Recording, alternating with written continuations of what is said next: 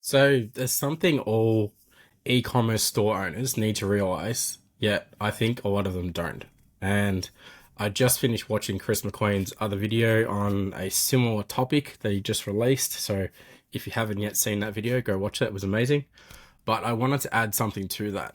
And that is once people have finished reading the words that you've got on your site. So Chris spoke about when someone lands on your site, and before they start scrolling and they start reading your H1 tag or your H2 tag, they quickly identify, for lack of a better word, whether or not they identify and relate to your brand. So in the video that Chris spoke about, he gave the example that someone landed on a swimwear site and people look at the swimwear site and they waste a lot of space using beautiful photos of the hot models and so forth, but they don't say anything. And that's an issue. And that's an issue, as Chris mentioned in his video, that we solve by doing a proper brand communication strategy. However, just to add another layer to that again entirely is as you go through that brand communication piece, so you're making sure you're saying the right thing to the right person in the tones and agitating their pain points and agitating their emotions and all this kind of stuff. There's also another level in that all, I feel like nearly 95 to even more of the ecom brands I speak to get wrong. And that's that they don't make you feel like you belong to something when you buy from that brand.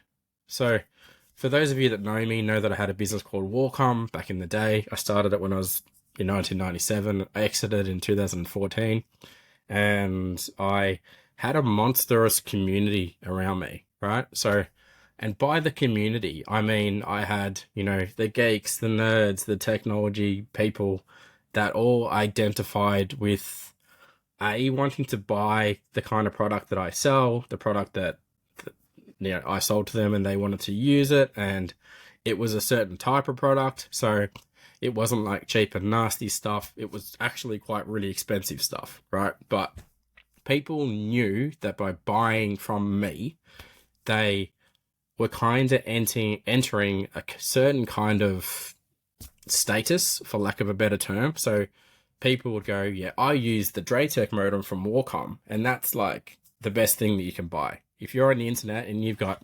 ADSL2 and you want a fast connection that's secure and it's fast and it's stable and it's all the other fancy things that are important, you use that product, right? So keeping in mind, this was well before you could go to bloody Officeworks and Harvey Norman and buy all the trash that they sell these days. But people knew me for that. They knew my brand for that. They would refer their friends and family to that my brand because of those reasons, right? And it's the same these days. So you go to a brand, like think about big brands like Gymshark in America, right? And people go, yeah, I wear Gymshark because all these influencers wear Gymshark and all my friends wear Gymshark and all these really fit and healthy looking athletic people, that they're all gorgeous, right? So people go, that's why I wear it. And it's the same within Australia with a brand like LSKD, for example. There's a certain type of person, and I'm probably one of them. I have some LSKD stuff, and I'm certainly not that fit, but I'm aspiring to be that person, so I wear that brand, So I think it's really important that everybody thinks about when you take the information that Chris mentioned in his video, and Chris's video was beautiful and beautiful slides, and you guys will come to know that he's really good at that, and I'm not really good at that at all. So, but our messages, when you use them together, when you communicate what you want to communicate, and when you make those people feel like they belong and they are part of your brand, and they not only resonate with your brand, and this is the next thing that I want to say, so please take note, this is really important, but they also relate to you as a person. So you can have a 6, 7, 8-figure brand, and at every level in that process, people can relate to you and relate to the brand in different ways, right? So if you look at other brands in Australia, there's heaps of really, really well-known brands out there now, So even the ladies' clothing brand, there's brands like Xiaopo, for example, huge women brand. And people love the brand, and they also love Jane, from the brand, for example, you know, or there's brands like the Udi, you know, people know who Dave is, and they also know, you know, the kind of the culture around wearing an Udi as well. So, you know, people sitting at home on their couch going, hey, what sort of Udi you got on today? And so forth, right? You know, and now Dave's doing certain stuff himself as well. So people go, oh, I like his brand. I like him. He seems like a nice guy. You know, I like Jane. She seems like a nice girl.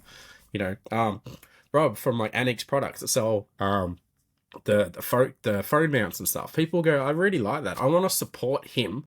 I want to support his brand, and I want to kind of relate and connect and share and get my friends and family using the same brand as well, right? So, yeah, I just wanted to, you know, make sure people get that. And there's lots of ways you can do that, you know. So again, like Chris said, it's via text, it's via videos on your site, it's what's happening in the background behind the brand as well. So, you know, on the social media. So just as a bit of context, we own part own an off-grid company called Zero Grid, and the couple that own the brand, Landon and Narelle, like they share stuff of like when they're out and about with their two daughters. So people go, I love the product, I love what they're doing, I love that they're a mum and dad, their kids are cute as, you know, like I want to be around that kind of environment, you know what I mean? I want to be supporting them. I want to have what they've got. So that's largely a lot of the reason why they've managed to grow as quickly as they have. And it's a large part of the reason of why I love the brand so much, right? Because I go, I like them as people, I like the product they sell.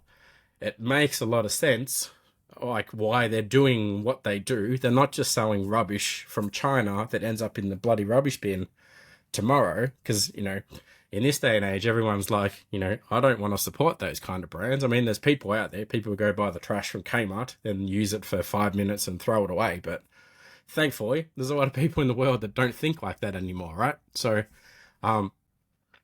trying to wrap this up into how this is going to benefit you, though. So for all of you guys that are, you know, have an e-com brand or thinking about starting an e-com brand, honestly, this is one of the most important things that you need to consider in your brand. You're like, how am I connected to the brand? How is my brand then connected to me? And then how are both of us, when we bring it together, connected to our audience, right? And if you don't do that, honestly, you'll never have like a really, really good e-com business. You won't have one that's like gonna leave a legacy for you and your kids and your family and so forth, right? As far as I'm concerned, you know. So, I hope I won't go on too much further than that. I hope the message in this video has been clear enough and succinct enough so that you guys get it. You know, I guess the only other thing I've got to say, on the back of that is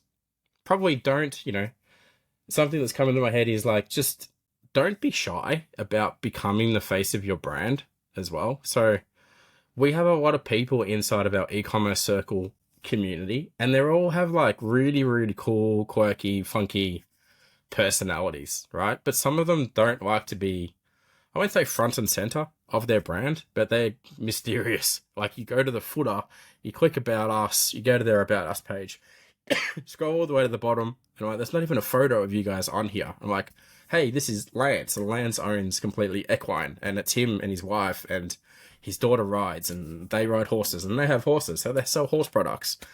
And he's a really nice guy, you know what I mean? But if you have to, excuse me, you have to dig to find anything. So I guess what I'm getting at is like, don't bring that out, bring that front center so people can find it.